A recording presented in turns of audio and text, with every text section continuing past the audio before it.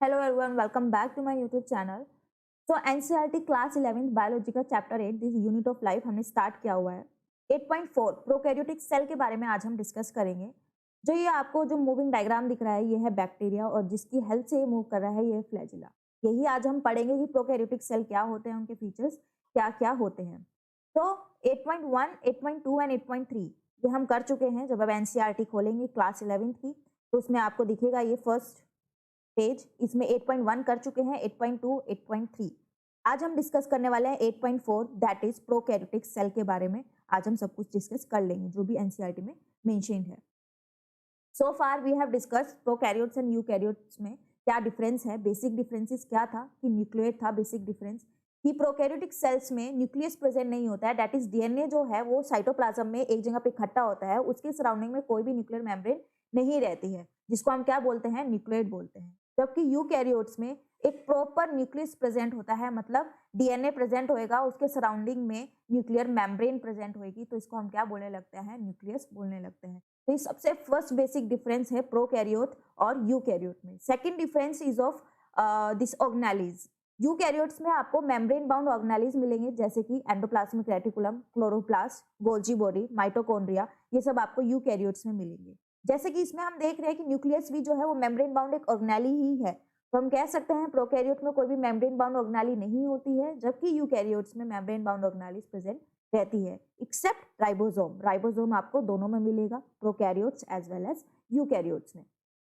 यहाँ पे जो आपको राइबोसोम मिलता है वो है 70S, जबकि इधर जो मिलता है वो मिलता है 80S। ये सब हम डिस्कस अभी तक कर चुके हैं। जब हम प्रोकैरियोट्स की बात करते हैं तो आपके दिमाग में सबसे पहले ये आना चाहिए कि इसमें मेंबर्स कौन कौन है, मतलब कौन कौन जो है वो प्रोकैरियोट्स के अंडर आता है। तो फर्स्ट मेंबर जिसकी हम बात करते हैं प्रोकैरियोट्स में वो है बैक्टीरिया। जब भी प्रोकैरियोट्स की बात आए तो आपके फर्स्ट माइंड में आना चाहिए कि हाँ बैक्टीरिया जो है वो प्रोकैरियोट्स का मेंबर है। देन इसमें हम बात करते हैं पीपीएलओ की। पीपीएलओ आपको याद हो जिसको हम क्या बोलते हैं, माइकोप्लाज्मा भी बोलते हैं, जो कि क्या है, स्मॉलेस्ट लिविंग सेल है, वो भी इसी में आता है। एंड नेक्स्ट इज साइनोबैक्टीरिया, जो कि क्या है, एक ब्लू ग्रीन एल्गी है। ये बैक्टीरिया है, इसको दूसरा नाम इसका ब्लू ग्रीन एल्गी भी है क्योंकि ये फोटोसिंथेसिस कर सकती है लाइक एल्गी। एल्गी का एक मेन फीचर क्या होता है, characteristic feature, they can do photosynthesis. तो ये वाला जो बैक्टीरिया होता है ये भी फोटोसिंथेसिस कर सकता है, इसलिए इसको हमने ब्लू ग्रीन एल्गी भी बोल देते हैं और साइनोबैक्टीरिया भी बोलते हैं। तो ये तीन मेंबर्स जो है आपके दिमाग में सबसे पहले आने चाहिए जब भी प्रोकैरियोट्स की बात हुई। First one is bacteria, blue green algae जिसको हम क्या बोलते हैं, साइनोबैक्टीरिया भी बोलते हैं, एंड माइकोप्लाज्मा जिसको पीपीएलओ भी बोला जाता है। अब जब यूकैरियोटिक सेल और प्रोकैरियोटिक सेल में आप कंपैरिजन करेंगे तो आप देखेंगे कि प्रोकैरियोटिक सेल में शेप हो चाहे साइज हो, बहुत ज्यादा वेरिएशन मिलेगा।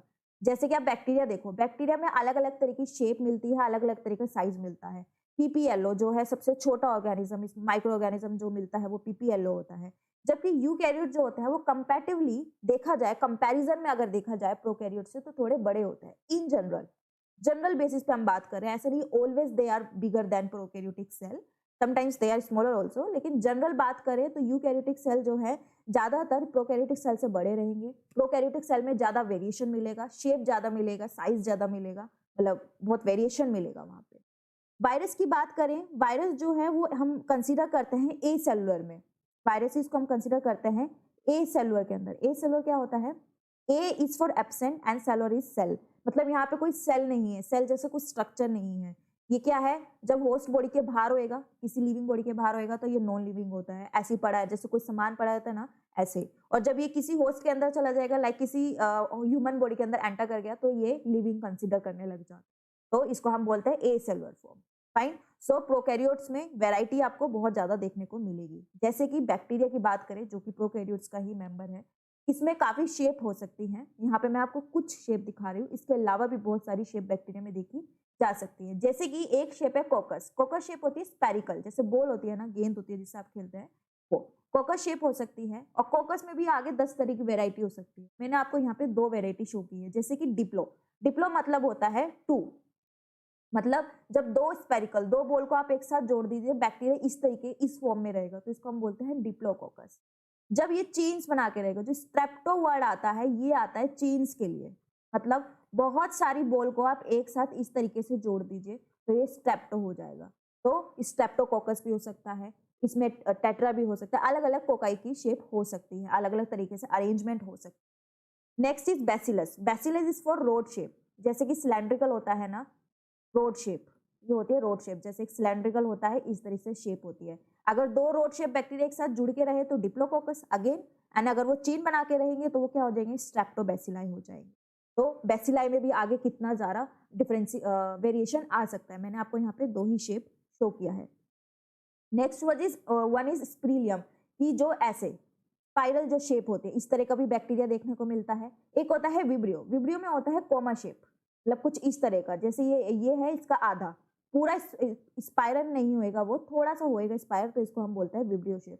तो आपने यहाँ पे 4 तरह की शेप देख ली है बैक्टीरिया में, और इन 4 में भी आगे 4 तरह की और शेप होती है। तो आपको ये 4 ही याद रखनी है, ये आपको बेसिक ये बताने के लिए है कि कितना वेरिएशन शेप में, साइज में प्रोकैरियोट्स में देखने को मिलता है। यही सब यहाँ पे मेंशन है। प्रोकैरियोट में हम किस किस की बात करते हैं, बैक्टीरिया की, ब्लू ग्रीन एल्गी की जो कि क्या है, साइनोबैक्टीरिया है, माइकोप्लाज्मा की, या फिर पीपीएलओ की। Mycoplasma and PPLO are the same thing, NCERT में एंड करके लिखा है, I don't know why, but ये दोनों सेम ही चीज होती है, माइकोप्लाज्मा एंड पीपीएलओ। इसकी full form pleuropneumonia like organism आप जरूर याद रखेंगे। ये जो है दे आर जनरली, दे कौन है यहाँ पे, प्रोकैरियोट्स, ये जनरली स्मॉल होते हैं और multiply more rapidly than eukaryotics. अब जब आप किसी चीज को छोटा बोलते हैं ना, छोटा बोलते हैं, बड़ा बोलते हैं, तो आप उसको किसी ना किसी के कंपैरिजन में बोलते हैं। आप किसी को ऐसे नहीं बोल सकते कि दिस इज स्मॉल, आप हमेशा बोलेंगे ये इससे छोटा है कंपैरिजन में। तो यूकैरियोट से अगर इसको कंपेयर करते हैं प्रोकैरियोट्स को, ज्यादातर आपको छोटे मिलेंगे। ऑब्वियस सी बात है, यूकैरियोटिक सेल में कितना कुछ है, न्यूक्लियस है, मेम्ब्रेन बाउंड ऑर्गेनेलिज है, और जबकि प्रोकैरियोटिक सेल में ऐसा कुछ नहीं है, तो वो थोड़े छोटे रहते हैं generally, and they multiply more rapidly. जो छोटा होता है वो ज्यादा रैपिडली मल्टीप्लाई भी करता है और ज्यादा नंबर ऑफ ऑफस्प्रिंग भी बनाता है एट अ टाइम, एक टाइम पे वो ज्यादा नंबर ऑफ बच्चे बनाएगा, फाइन। और इनकी शेप और साइज अभी आपने देख लिया कितना ज्यादा वेरिएशन हो सकता है कंपेयर टू यूकैरियोटिक सेल जो है, ये ज्यादा छोटे रहेंगे, शेप अलग अलग हो सकती है, साइज अलग हो सकता है, वेरिएशन इन शॉर्ट बहुत ज्यादा हो सकता है। क्योंकि प्रोकैरियोटिक सेल में म्यूटेशन का एक कंसेप्ट होता है, वो जल्दी होता है, ये जल्दी उसको अडॉप्ट करते हैं एनवायरनमेंट को जल्दी जल्दी, तो इनमें ज्यादा वेरिएशंस मिलते हैं। जैसे कि बैक्टीरिया में बात करें, इस चीज को प्रूव करने के लिए शेप और साइज जो है वो अलग अलग हो सकता है। बैक्टीरिया में बैसिलस शेप हो सकती है, कोकस हो सकती है, विब्रियो हो सकती है, स्प्रीलम हो सकती है, ये सब हम पीछे अभी देख चुके हैं। नेक्स्ट इज, अगर हम बात करें कि एक बेसिक प्लान देखें किसी भी प्रोकैरियोटिक सेल का, प्रोकैरियोटिक सेल में अलग अलग शेप है, अलग अलग साइज है, लेकिन एक बेसिक प्लान जो है सेल का वो क्या रहता है, सेम ही रहता है। कि क्या क्या उसमें प्रेजेंट होएगा, सबसे बाहर एक मेम्ब्रेन प्रेजेंट होती है जो कि जिसे हम क्या बोलते हैं, सेल वॉल बोलते हैं। सबसे बाहर की जो मेम्ब्रेन होती है दैट इज सेल वॉल। उसके अंदर एक और लेयर प्रेजेंट होती है जो कि दोनों में प्रेजेंट है, eukaryotes as well as prokaryotes, जो कि एक तरह से हम कह सकते हैं यूनिवर्सल मेम्ब्रेन है, सब में ही प्रेजेंट होती है, जिसे हम क्या बोलते हैं, सेल मेम्ब्रेन या फिर प्लाज्मा मेम्ब्रेन बोलते हैं। मेरी डायग्राम के लिए थोड़ा सा एक्सक्यूज। तो next is this plasma membrane. उसके अंदर एक जगह पे कहीं पे डीएनए इकट्ठा होके रहता है, कोई भी उसके अराउंड में न्यूक्लियर मेम्ब्रेन नहीं होती है, जिसको हम न्यूक्लियेट बोलते हैं।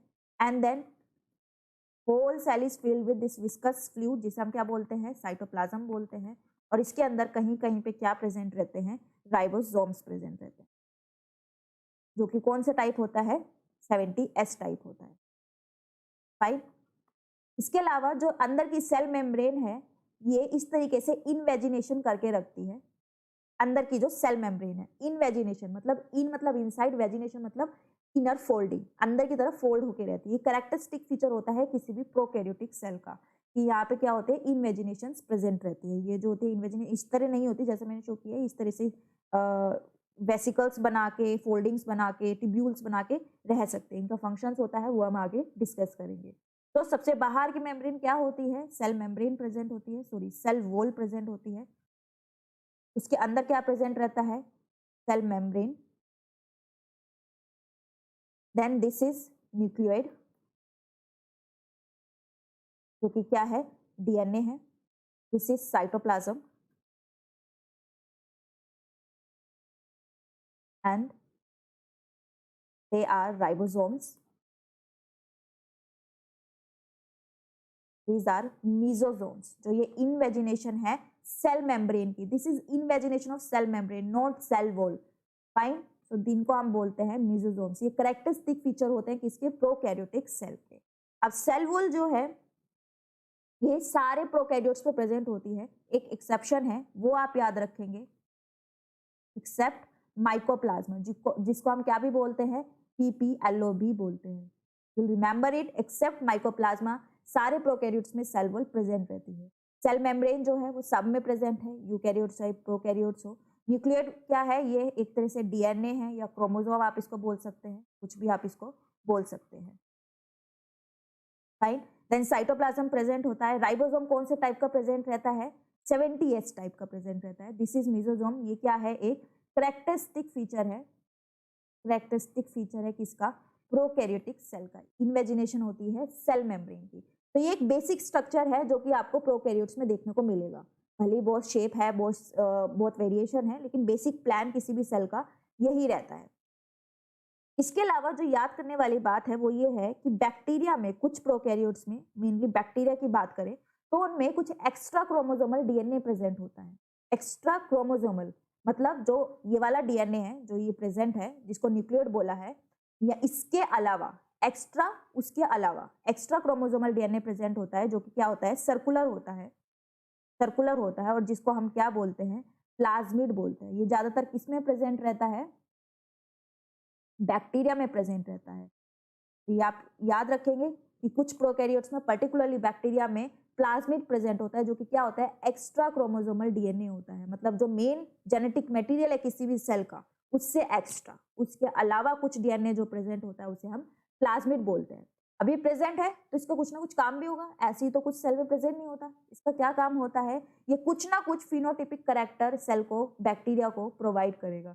उसमें से एक कैरेक्टर ये क्या प्रोवाइड कर सकता है, एंटीबायोटिक रेजिस्टेंस ये सेल को प्रोवाइड कर सकता है, antibiotic resistance.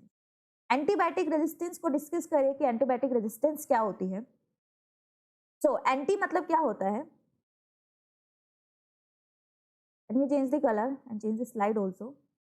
Antibiotic resistance, anti मतलब होता है, दिस इज एंटीबायोटिक। आप कभी डॉक्टर के पास जाते हैं, आपको कोई कुछ बैक्टीरियल डिजीज हो गया है, तो डॉक्टर आपको क्या देता है, एंटीबायोटिक देता है to kill that bacteria. Anti means होता है अगेंस्ट, और बायोटिक मीन्स होता है बैक्टीरिया। बायोटिक मेनली आप लिविंग के लिए भी लेते हैं, यहाँ पे हम लेकिन कंसिडर कर रहे हैं बैक्टीरिया। अगेंस्ट बैक्टीरिया जो काम करती है, जो डॉक्टर आपको देता है जिससे आप ठीक हो जाते हैं, वो होता है एंटीबायोटिक। तो क्या हुआ, ये जो बैक्टीरिया है, बैक्टीरिया के अंदर प्लाज्मिड है, इसके अंदर क्या कैरेक्टर है कि ये रेजिस्टेंस प्रोवाइड कर रहा है against some antibiotic, resistance provide कर रहा है अगेंस्ट सम एंटीबायोटिक। ये एंटीबायोटिक जो है वो क्या आएगी, स्पेसिफिक रहेगी, कि कुछ बैक्टीरिया जो है वो रेजिस्टेंस होंगे। रेजिस्टेंस का मतलब क्या होता है, ऑब्स्टेकल, मतलब रुकावट, मतलब उनको कोई उस एंटीबायोटिक से कोई फर्क नहीं पड़ेगा। एंटीबायोटिक के कुछ एग्जांपल्स देखते हैं, जैसे कि पेनिसिलिन, डॉक्टर काफी देते हैं ये। स्ट्रेप्टोमाइसिन, ये भी एक,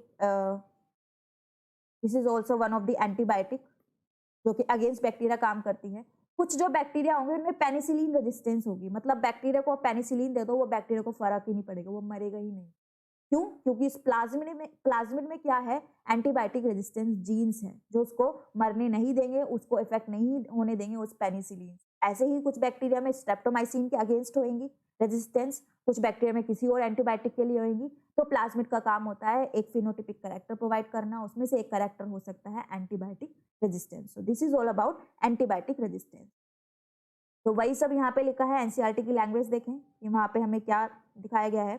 प्रोकैरियोटिक सेल में बहुत सारा वेरिएशन है, लेकिन जो बेसिक प्लान है वो सब में सिमिलर रहेगा। क्या, इस सब में क्या होती है, सेल वॉल प्रेजेंट रहती है, except mycoplasma. This is very important कि एक्सेप्ट माइकोप्लाज्मा सारे प्रोकैरियोटिक सेल में सेल वॉल प्रेजेंट रहती है। साइटोप्लाज्म होता है, no well defined nucleus present रहता है, मतलब न्यूक्लियर जो DNA है वो क्या होगा, नेकेड रहेगा, जेनेटिक मटेरियल। जो DNA या क्रोमोसोम है वो क्या है, जेनेटिक मटेरियल है।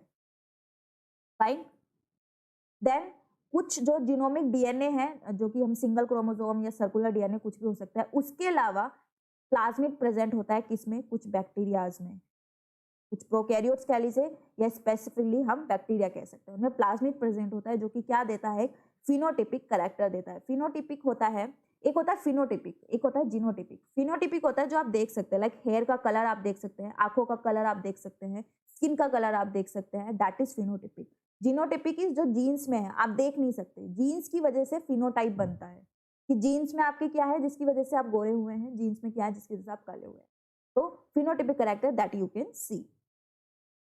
तो कुछ कैरेक्टर क्या हो सकता है, वो रेजिस्टेंस टू एंटीबायोटिक है। और प्लाज्मिड डीएनए जो है वो ट्रांसफॉर्मेशन में हेल्प करता है। ये जब आप आरडीटी पढ़ेंगे, रिकॉम्बिनेंट डीएनए टेक्नोलॉजी, तब आपको ये चीज समझ आएगी कि ये क्या है। अभी के लिए आप इतना याद रख लीजिए कि ये कुछ फिनोटिपिक कैरेक्टर प्रोवाइड करता है प्लाज्मिड डीएनए में प्रेजेंट, बैक्टीरिया में प्रेजेंट हो सकता है, और ये बैक्टीरियल ट्रांसफॉर्मेशन में भी हेल्प करता है। और जब ये हम रिकॉम्बिनेशन करते हैं, बायोटेक्नोलॉजी जब आप पढ़ेंगे, वहाँ पे ये बहुत हेल्पफुल होता है प्लाज्मिड। देन न्यूक्लियर मेम्ब्रेन जो है वो कहाँ पे प्रेजेंट रहते हैं, यूकैरियोट्स में होती है। ऑब्वियसली यहाँ तो होती नहीं है प्रोकैरियोट्स में, इसलिए हम इसको क्या बोलते हैं, न्यूक्लियोइड बोलते हैं। कोई भी ऑर्गेनेलिज नहीं होता एक्सेप्ट राइबोसोम, सिर्फ राइबोसोम प्रेजेंट होता है, वो भी कौन सा, 70S, किसमें, प्रोकैरियोट्स में। देन प्रोकैरियोट्स का एक खास फीचर होता है कि यहाँ पे इंक्लूजन बॉडीज प्रेजेंट होती हैं, जो कि क्या करती हैं, खाने को स्टोर करती है। फोस्फेट ग्रेन्यूल्स हो सकते हैं, कार्बन इंक्लूजन बॉडीज हो सकती हैं, बहुत सारी तरह की हो सकती है, वो अभी हम आगे डिस्कस करेंगे। इसके अलावा मिजोसोम प्रेजेंट होता है, जो कि क्या है, कैरेक्टरिस्टिक फीचर है किसी भी प्रोकैरियोटिक सेल का। वो क्या होता है, इनवेजिनेशन होती है किसकी, invagination of the cell membrane. This you have to remember, ये कैरेक्टरिस्टिक फीचर है प्रोकैरियोट्स का, they are infoldings of the cell membrane. Fine. Next is, हमने बात की है कि जो बाहर सबसे लेयर्स प्रेजेंट हैं, let me draw it again. सबसे बाहर की लेयर जो थी वो अभी तक क्या पढ़ी है हमने, सेल वॉल पढ़ी है, और उसके अंदर क्या प्रेजेंट थी, सेल मेम्ब्रेन प्रेजेंट। कुछ प्रोकैरियोट्स में या कुछ बैक्टीरियाज में आप कह सकते हैं, अगर थोड़ा स्पेसिफिक होकर बात करें, इसके बाहर एक और लेयर प्रेजेंट होती है। फाइन, एक और लेयर प्रेजेंट होती है, अंदर ये साइटोप्लाज्म है ही और यहाँ पे ये डीएनए है ही। फाइन, इसके बाहर एक और लेयर प्रेजेंट होती है जिसको हम क्या बोलते हैं, ग्लाइकोकैलिक्स बोलते हैं, ग्लाइकोकैलिक्स बोलते हैं। फाइन, इसके अंदर वाली लेयर कौन सी रहेगी, सेल वॉल रहेगी। तो आपसे कभी कभी ये सीरीज भी पूछी जा सकती है कि बाहर से अंदर की तरफ बताइए कि मेम्ब्रेन्स कौन कौन सी हैं बैक्टीरिया में, और this one is cell membrane. Fine, तो सबसे बाहर ग्लाइकोकैलिक्स, उसके अंदर या बीच में सेल वॉल, और सबसे अंदर सेल मेम्ब्रेन। तो इन तीनों लेयर्स को मिलाकर के, जो बाहर की पूरी 3 लेयर्स है, 3 लेयर्स है, इनको मिलाकर के सेल एनवलप भी बोला जाता है। What we call it as cell envelope. इस पूरे को सेल एनवलप भी बोला जाता है, तो ये आप याद रखें, सेल एनवलप। अब ग्लाइकोकैलिक्स जो है वो 2 तरह की हो सकती है। इन सम ग्लाइकोकैलिक्स कैसी हो सकती है कि स्लाइमी है थोड़ी, जैसे स्लाइमी, आप स्लाइमी चीज जानते हैं ना, थोड़ी स्लाइमी होती है, लूज होती है, वो इतनी कॉम्पैक्ट नहीं होती है। तो glycocalyx can be of 2 type. कुछ बैक्टीरियाज में क्या रहेगा, थोड़ी सी ये लूज होएगी, लूज लेयर प्रेजेंट होएगी सेल वॉल के बाहर, तो इसको हम क्या बोलते हैं, तब स्लाइम लेयर बोलते हैं, स्लाइम लेयर बोलते हैं। ग्लाइकोकैलिक्स इज जनरल टर्म कि दिस इज ग्लाइकोकैलिक्स, उसका फर्दर देके हम स्पेसिफिक होके उसको स्लाइम लेयर बोलेंगे अगर वो लूज है और स्लाइम की बनी है। दूसरा केस हो सकता है कि वो काफी थिक है और कॉम्पैक्ट है, तो उसको हम क्या बोलते हैं, कैप्सूल बोलते हैं। जैसे कि जब आप दवाई खाते हैं ना, कैप्सूल वाली जो दवाई होती है उसमें बाहर की जो कैप्सूल होता है हार्ड होता है, थोड़ा टफ होता है, वैसा ही बैक्टीरिया में प्रेजेंट होता है, इसीलिए हम इसको कैप्सूल बोलते हैं। थिक होता है, कॉम्पैक्ट होता है, होती ग्लाइकोकैलिक्स ही है, लेकिन थोड़े स्पेसिफिक हो जाए तो उसको हम कैप्सूल बोलते हैं। तो ये चीज आप याद रखेंगे। सेल एनवलप जो होती है उसमें 3 लेयर्स होती है, बाहर से अंदर की तरफ glycocalyx, cell wall, cell membrane. Glycocalyx can be of 2 type. It can be loose, then it is called as slime layer. If it is thick and tough, then we call it as capsule. So particularly bacterial cell में chemically complex cell envelope present होता है। cell envelope मतलब 3 layers की हम बात कर रहे हैं, 3 layers structure हो सकता है। outer most glycocalyx, उसके अंदर cell wall, और उसके बाहर सबसे अंदर plasma membrane। अगर सबको मिला के पूरे सेल एनवलप का फंक्शन देखें तो क्या फंक्शन होगा, प्रोटेक्टिव फंक्शन होगा। कोई भी बाहर लेयर्स होती है उनका क्या फंक्शन होता है, आप कपड़े सर्दी में इतने कपड़े पहनते हैं, लेयरिंग करते हैं कपड़ों की, क्यों करते हैं, प्रोटेक्शन के लिए करते हैं। फाइन, तो सिंगल प्रोटेक्टिव फंक्शन हम बोल सकते हैं इन जनरल, अगर हम बोले एनवलप को पूरा मिला के। अगर सिंगल सिंगल आप देखें कि ग्लाइकोकैलिक्स का क्या फंक्शन है, सेल वॉल का क्या फंक्शन है, सेल मेम्ब्रेन का, तो अलग अलग भी आप देख सकते हैं, इनके फंक्शन अलग अलग होते हैं। जैसे कि ग्लाइकोकैलिक्स का मेन फंक्शन जो होता है वो होता है स्ट्रक्चर को मेंटेन करना सेल के, ठीक है। देन सेल मेम्ब्रेन का जो होता है ये होती है सेमी परमेबल, ये चेक करता है सेल के अंदर क्या जा सकता है और सेल के अंदर क्या नहीं जा सकता। ये नहीं जो भी आया वो अंदर चला गया, सोल्ट आ रहा है वो भी जा रहा है, पानी आ रहा है वो भी जा रहा है, ऐसे तो सेल फट जाएगा, राइट। ऑस्मोसिस को जो ऑस्मोटिक बैलेंस है वो भी करना है ना सेल में, तो cell membrane is semi permeable. तो these are the diagram, you can see them. ये फ्लैजुला प्रेजेंट होता है, मीजोजोम जो कि इनर वेल, रेड वाली क्या है प्लाज्मा मेम्ब्रेन है, इसकी इनवेजिनेशन को क्या बोलते हैं मीजोजोम बोलते हैं। देन न्यूक्लियोइड प्रेजेंट है, सेल वॉल प्रेजेंट है एंड राइबोसोम जो कि क्या रहेगा 70S टाइप रहेगा। दिस इज ऑल्सो डायग्राम कि ये इस तरह से सेल है, इसको ऐसे खोल के आपको दिखाया गया है कि अंदर के 3D में डायग्राम होते हैं ना, मतलब 3D में जितना भी माइक्रो ऑर्गेनिज्म 3D होता है, ड्रॉ करके हमें ऐसा लगता है 2D में ऐसे ही चिपका हुआ है बैक्टीरिया के, दे आर इन 3D। तो 3D में आपको डायग्राम दिखाया गया है कि इस तरह से खोल के दिखा रहे हैं कि अंदर की तरफ क्या है, ये न्यूक्लियोइड प्रेजेंट है एक जगह पे जिसमें कोई भी न्यूक्लियर मेम्ब्रेन नहीं है, क्रोमोसोम है, इंक्लूजन बॉडी है, फ्लैजिला है, फिमरी एंड पिलाई, इनके बारे में अभी हम आगे डिस्कस करेंगे। Now on the basis of this cell membrane या सेल एनवेलप आप कह सकते हैं, सेल एनवेलप के बेस पे बैक्टीरिया को आप दो में डिवाइड कर सकते हैं on the basis of this cell envelope. कुछ बैक्टीरिया जो होंगे उनको हम बोलते हैं gram positive, some bacterias we call them gram positive, this is positive, and some bacteria we call them gram negative, gram negative on the basis of the what. There is one stain जो कि आप library नहीं, जब आप lab में जाएंगे तब आप वहां पे परफॉर्म करेंगे, स्टेन होता है जिसको हम बोलते हैं ग्राम स्टेन। स्टेन होता है, स्टेन आप समझ रहे हैं ना, तो आप स्लाइड लेते हैं उसमें आप ड्रॉप से रखते हैं स्टेन को, एक स्टेन होता है जो कि एक पर्पल से कलर का स्टेन रहता है, और इसका नाम स्टेन का नाम भी इसीलिए पड़ा है, जो साइंटिस्ट थे उनका नाम भी क्या था स्टेन, ग्राम ही था, जिन्होंने ये वाली जो टेक्निक थी वो डिस्कवर की थी, उनका नाम जो था वो ग्राम ही था, इसलिए इनका नाम ग्राम स्टेन पड़ा, टेक्निक का नाम जो है ग्राम स्टेनिंग पड़ा, और बैक्टीरिया को ग्राम पॉजिटिव ग्राम नेगेटिव पड़ा। तो ग्राम साइंटिस्ट का नेम था, ये आप याद रखेंगे, इन्होंने ही डिस्कवरी की थी। कई बार घुमा के क्वेश्चन में पूछ लिया जाएगा कि ग्राम क्या है, किस चीज से वो लिया गया है, तो साइंटिस्ट थे जिन्होंने ये डिस्कवरी की थी। सो ग्राम स्टेन होता है, इसको आप यूज करते हैं, बैक्टीरिया को लेते हैं, स्लाइड पे फिक्स करते हैं, देन आप उसको स्टेन देते हैं, तो कुछ बैक्टीरिया जो होंगे वो स्टेन को ले लेंगे, स्टेन जो है पर्पल कलर का है, इस स्टेन को ले लेंगे और किस कलर के हो जाएंगे, पर्पल कलर के हो जाएंगे, they will turn into purple colour. तो ये वाले जो बैक्टीरिया जो स्टेन को ले लेंगे उसको बोलते हैं ग्राम पॉजिटिव बैक्टीरिया, और जो बैक्टीरिया इस कलर को नहीं लेंगे वो धुल जाएंगे, वो इसको ऐसे परसिस्ट नहीं करेंगे स्टेन को, उनको बोलते हैं हम ग्राम नेगेटिव। इनको अगर आप माइक्रोस्कोप के अंदर देखेंगे तो ये कुछ इस तरह के पिंक या रेड कलर के आपको दिखाई देंगे, पिंक या रेड, येलो से मैं लिख के दिखा रही हूँ आपको पिंक एंड रेड, तो पिंक एंड रेड कलर के दिखेंगे आपको माइक्रोस्कोप के अंदर, तो इन वाले बैक्टीरिया कौन से होते हैं, ग्राम नेगेटिव बैक्टीरिया होते हैं। तो ये डिफरेंस क्यों आ रहा है, सेल एनवेलप की वजह से आ रहा है। तब आप हायर क्लासेस में जाएंगे तब आपको ये बात समझ आएगी कि ये सेल एनवेलप में ऐसा क्या डिफरेंस है कि कुछ बैक्टीरिया स्टेन ले रहे हैं, कुछ बैक्टीरिया स्टेन नहीं ले रहे हैं। तो फॉर नाउ आप इसे इतना याद रखिए कि सेल एनवेलप के बेस पे दो तरह के बैक्टीरिया हो सकते हैं, gram positive and gram negative. Gram positive purple colour के हो जाते हैं, स्टेन लेने के बाद स्टेन का नाम है ग्राम पॉजिटिव स्टेन, और जो साइंटिस्ट ने ये पूरा चीज डिस्कवर की थी, इन्वेंशन किया, वो कौन थे, ग्राम साइंटिस्ट थे, साइंटिस्ट का नाम ग्राम ही था। फाइन। तो बैक्टीरिया को क्लासिफाई किया गया on the basis of the differences in their cell envelope. So where is my arrow?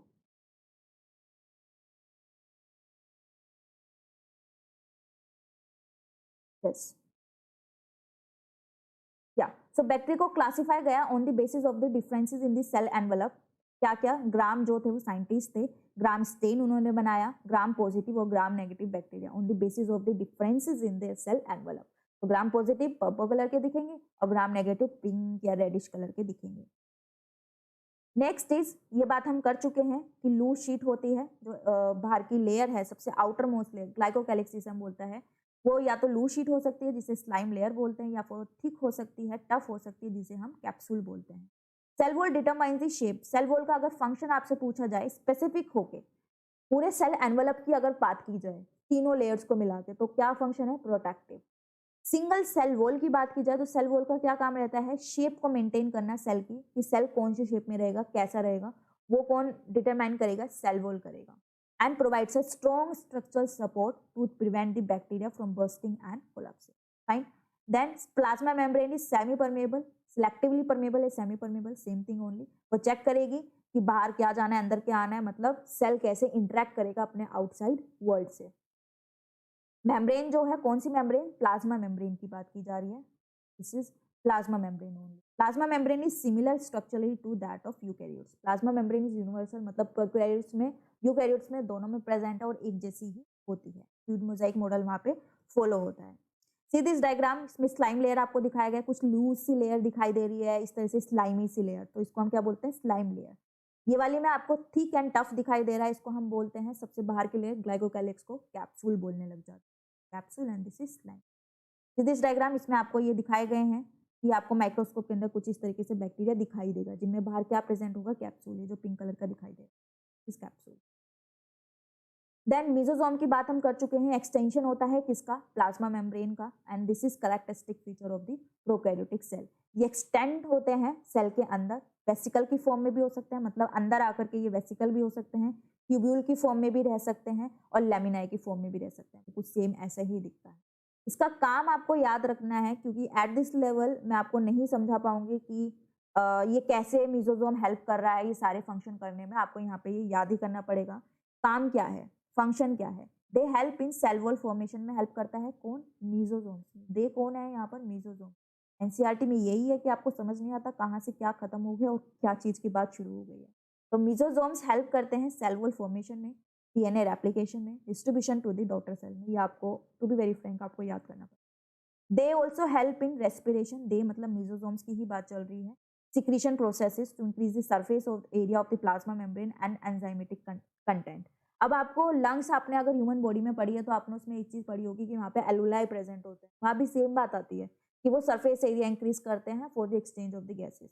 तो ये भी कुछ ऐसे ही कर रहे हैं, अंदर आकर के कुछ गुब्बारे से बना रहे हैं, ये लेमिनाई बना रहे हैं, तो ये भी क्या कर रहे हैं? सरफेस एरिया इंक्रीज कर रहे हैं। देन इन सम प्रोकैरियोट्स, कुछ प्रोकैरियोट जैसे कि साइनोबैक्टीरिया, जिसको हम क्या बोलते हैं? ब्लू ग्रीन algae भी बोलते हैं। There other membranous extension into the cytoplasm, जिसको हम क्या बोलते हैं? क्रोमेटोफोर। अगर आपसे पूछा जाए साइनोबैक्टीरिया, ब्लू ग्रीन algae में कुछ एक स्पेशल एक्सटेंशन क्या होता है जो कि सेल मेम्ब्रेन से बनता है इनसाइड द सेल साइटोप्लाज्म में, उसको हम बोलते हैं क्रोमेटोफोर्स, विच कंटेन पिगमेंट्स। क्रोमेटो जो टर्म आते हैं वो मेनली पिगमेंट के लिए आते हैं। पिगमेंट कंटेनिंग ये कुछ स्ट्रक्चर्स हैं जो सेल मेम्ब्रेन से ही बनते हैं, इनमें पिगमेंट्स प्रेजेंट होते हैं, जिसको हम क्या बोलते हैं? क्रोमेटोफोर्स बोलते हैं। This you have to remember. Cyanobacteria में क्रोमेटोफोर्स प्रेजेंट रहते हैं, जो कि किससे बनते हैं? अगेन आउटर मेम्ब्रेन से बनते हैं। Outer membrane is cell membrane से बनता है। Plasma membrane, cell membrane and plasma membrane is this. Next, ये आपको फिर से मीजोजोम दिखाया गया है कि ये प्लाज्मा मेम्ब्रेन है। प्लाज्मा मेम्ब्रेन से प्लाज्मा मेम्ब्रेन से मीजोजोम बना है, अंदर की तरफ इन्वेजिनेशन।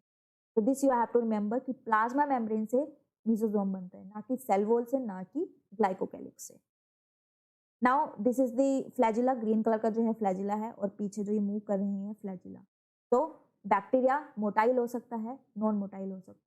मोटाइल है तो किसकी वजह से? जैसे हमारे पास मोटिलिटी के लिए क्या है? हाथ पैर है, पैर है मेनली लोकोमोशन के लिए। बैक्टीरिया के पास क्या है? फ्लैजिला है।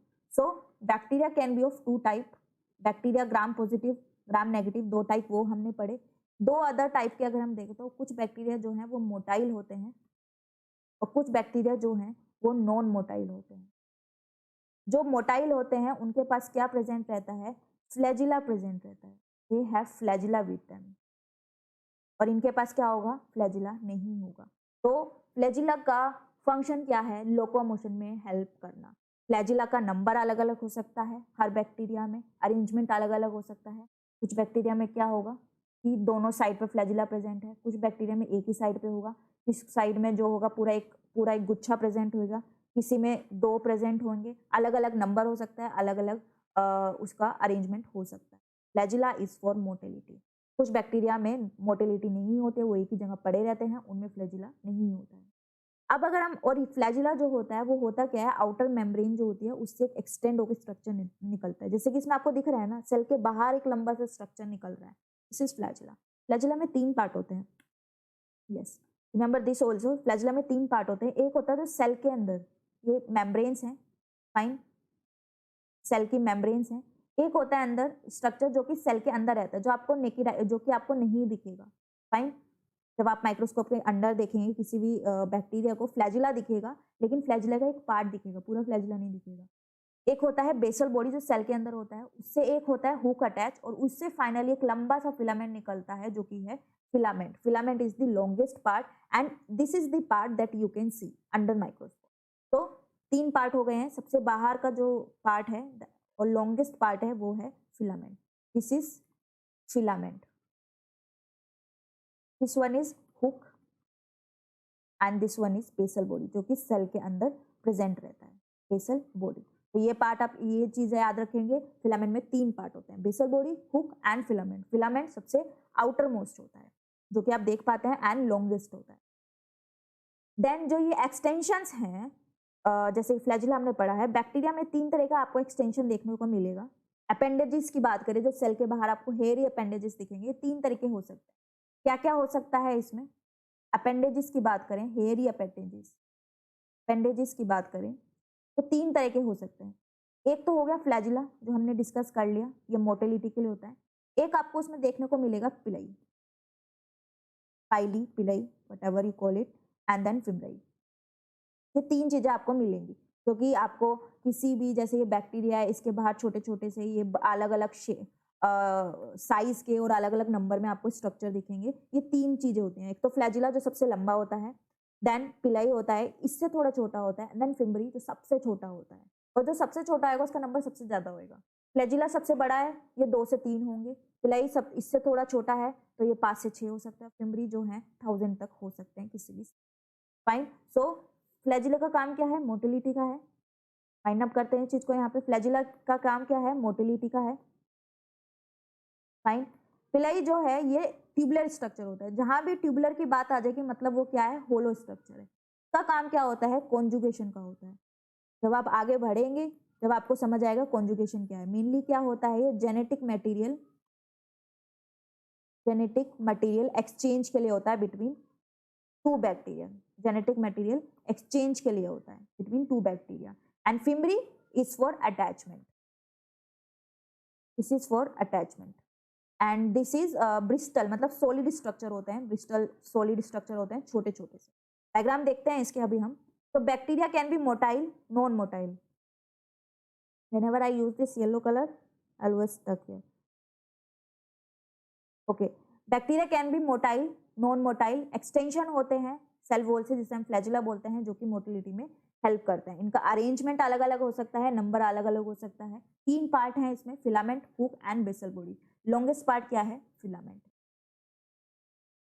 तो this is the diagram. See जो सबसे लंबा है वो है फ्लैजिलम, उससे थोड़ा छोटा जो है वो है pilus. They are tubular structure, मतलब होलो स्ट्रक्चर। ये जेनेटिक मटेरियल में को एक्सचेंज करने में हेल्प करते हैं। मतलब ये एक बैक्टीरिया है, इससे पाइलस निकल रहा है, यहाँ पे ये अटैच हो जाएंगे किसी और बैक्टीरिया से, इनके बीच में एक्सचेंज हो सकता है।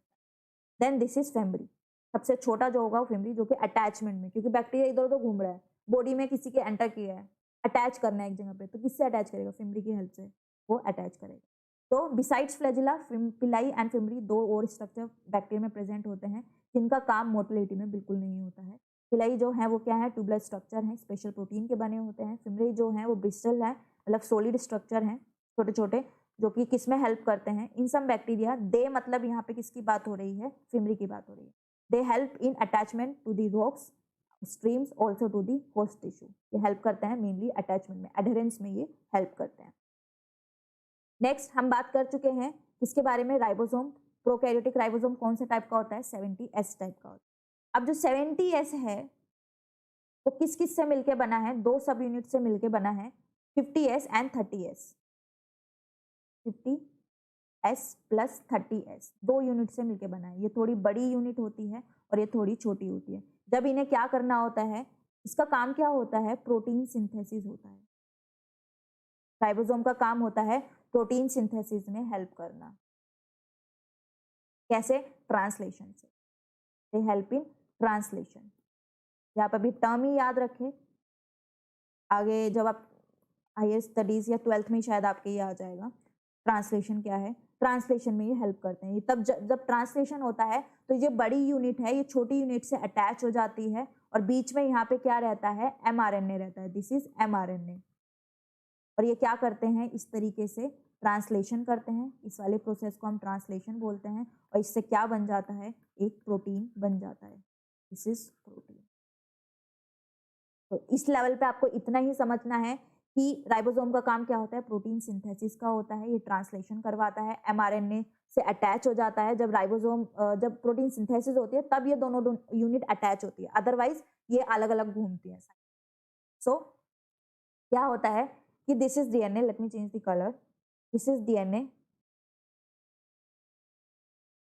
DNA से क्या होता है, DNA जेनेटिक मटेरियल है, उसमें सारी इंफॉर्मेशन है। DNA से क्या बनता है, mRNA बनता है। फाइन। इस प्रोसेस को हम क्या बोलते हैं, ट्रांसक्रिप्शन बोलते हैं। This is transcription, call it as transcription. और mRNA से क्या बनता है, फर्दर प्रोटीन बनता है।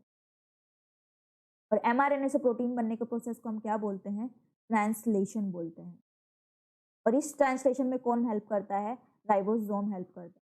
तो कई बार क्या होता है कि this is mRNA, this is mRNA, पूरा लंबा एक mRNA बनता है, मैसेंजर RNA जिसकी फुल फॉर्म रहती है। और इस पर क्या होता है, बहुत सारे राइबोसोम आकर अटैच हो जाते हैं कि ये बड़ी बड़ी यूनिट्स हैं, लार्जर सब यूनिट मतलब 50S है। एक ही राइबोसोम पे बहुत सारे जो हैं वो अटैच हो जाते हैं राइबोसोम। ये स्मॉलर यूनिट्स है, मतलब 30S है। इस तरीके से वो पूरी चेन बना लेते हैं mRNA और उन पे बहुत सारे राइबोसोम लगे हुए हैं। तो इस पूरे स्ट्रक्चर को क्या बोलने लग जाते हैं, ये जो पूरा बड़ा सा स्ट्रक्चर बनता है, इस पूरे स्ट्रक्चर को बोलते हैं polyribosomes. Polyribosomes, this you have to remember, polyribosomes या पोलीसोम्स। ये कई बार पूछा जाता है और आप कंफ्यूज हो जाते हैं कि ये क्या था। दैट्स इट, इसमें कुछ नहीं है। ये mRNA है, this is mRNA, this is 30S unit and this is 50S unit. This is polyribosomes. Eukaryotes में जाएंगे तो ये जो है ऊपर वाली 40S हो जाएगी, नीचे वाली 60S यूनिट। पोलीराइबोसोम पोलीसोम दोनों में कंसेप्ट सेम रहता है। तो एनसीईआरटी की लैंग्वेज देखें, उसमें क्या लिखा है कि ribosomes are the site for the protein synthesis. Fine. Then ये पोलीराइबोसोम्स या पोलीसोम्स बनाते हैं जब बहुत सारे सेवरल राइबोसोम्स में attach to the single mRNA। तो इसको हम क्या बोलते हैं, पोलीराइबोसोम या polysome. Ribosomes of the polysome translate, मतलब ट्रांसलेशन कर रहे हैं mRNA को प्रोटीन के अंदर।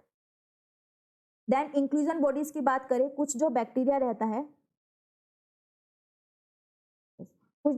रहता है उनमें क्या होती है, ये तो DNA प्रेजेंट है, कुछ जो है छोटी छोटी बॉडीज प्रेजेंट रहती हैं जो कि खाने को स्टोर करती हैं, जिनको हम इंक्लूजन बॉडी बोलती हैं। रिजर्व मटेरियल उनमें होता है, not bound by any membrane, उसमें कोई मेम्ब्रेन नहीं होती है। इनका कुछ एग्जाम्पल देखें तो फॉस्फेट ग्रेन्यूल्स, मतलब वहाँ पे फॉस्फेट इकट्ठा होकर रहेगा। कुछ में साइनोफाइसिन हो सकता है, कुछ में ग्लाइकोजन ग्रेन्यूल्स हो सकते हैं, मतलब ग्लाइकोजन वहाँ पे इकट्ठा होकर रहेगा। कुछ में जो होती हैं गैस वैक्यूल्स होती हैं। गैस वैक्यूल्स क्या होती हैं, ये गैस वेसिकल्स मिलके जो हैं वो गैस वैक्यूल बनाती हैं। इनका काम क्या होगा, आप खुद सोचिए, किसी बैक्टीरिया के अंदर एक जगह गैस इकट्ठी हो गई है, गैस के वैक्यूल्स बन गए, उनका काम होगा बोइंसी प्रोवाइड करना। कुछ बैक्टीरिया को क्या है, फोटोसिंथेसिस करना है। फाइन। तो उन्हें सरफेस पे आना पड़ेगा, अगर वो पानी में रहते हैं तो उन्हें सरफेस पे आना पड़ेगा लाइट को लेने के लिए, सनलाइट को लेने के लिए। तो उनमें कुछ ऐसा चीज होनी चाहिए ना जो उन्हें तैरा सके, सरफेस पे ला सके। फाइन। जैसे कि अब जब स्विमिंग पूल में जाते हैं ट्यूब एक होती है, ऐसे इनमें गैस वैक्यूल्स होते हैं जो कि बोइंसी प्रोवाइड कर रहा है। तो गैस वैक्यूल्स प्रेजेंट होते हैं मेनली ब्लू ग्रीन एल्गी में, जो कि हमने पढ़ा था साइनोबैक्टीरिया, जो कि क्या कर सकते हैं, फोटोसिंथेसिस। कुछ purple and green photosynthetic bacteria, mainly जो फोटोसिंथेटिक बैक्टीरिया है उनमें गैस वैक्यूल मिलेगा, क्योंकि इसका मेन काम यही होता है बोइंसी प्रोवाइड करना, सरफेस पे जाके लाइट एनर्जी को कैप्चर कर सके, इसीलिए इनमें गैस वैक्यूल्स प्रेजेंट रहते हैं। So this is all about this 8.4 prokaryotic cell. सो अगर एक बारी हम सब कुछ वाइंड अप कर लें तो स्ट्रक्चर इन बैक्टीरिया में आपको क्या क्या मिला है, स्लाइम लेयर होता है, उसके अंदर सेल वॉल, उसके अंदर plasma membrane, flagella, pili, fimbriae, mesosome, inclusion body, ribosome, nucleoid, ये सब आपको बैक्टीरिया में देखने को मिला है। इसके अलावा ये हर चीज़ का फंक्शन है, ये वाला पीपीटी मैं एक बारी अपलोड कर दूंगी अपनी वीडियो के साथ, तब आप चेक कर सकते हैं। ये कुछ वाइंड अप करके मैंने एक टेबल बनाया है। फाइन। तो thank you so much. Next हम डिस्कस करेंगे 8.5 और इसके साथ हमारा ये चैप्टर खत्म हो जाएगा। Thank you so much.